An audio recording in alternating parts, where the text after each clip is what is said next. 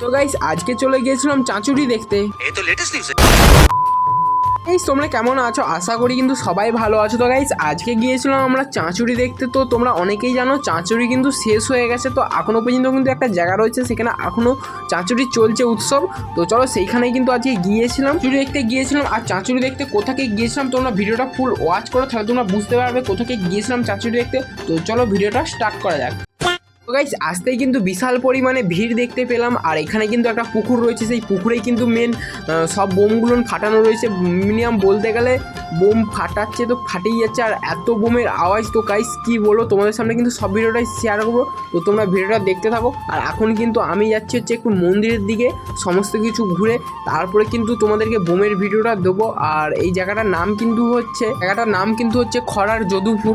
তোমরা অনেকেই জানো এখানেও কিন্তু তাতালপুরের মতনই এখানেও বিশাল পরিমাণে বোম ফাটানো হয়। আর এখানে কিন্তু দূর দূর থেকে মানুষ বোম ফাটাতে আসছে। মাইকে কিন্তু অ্যানাউন্স করছিল এখানে কিন্তু কলকাতা থেকেও বোম ফাটাতে আসছে। আর এখানে কিন্তু মেন মন্দিরটা রয়েছে, যে দেখতে পেয়েছি ফুল দিয়ে কিন্তু সাজানো রয়েছে খুব সুন্দরভাবে মন্দিরটা।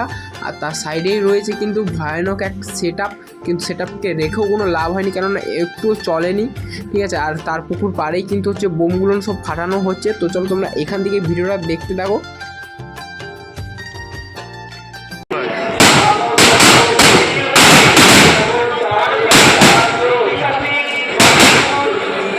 मजा आया। तो रुको जरा, तो हिला डाला ना। बोला धक्का बुक्की नहीं करने का, आराम से लेने का। हाँ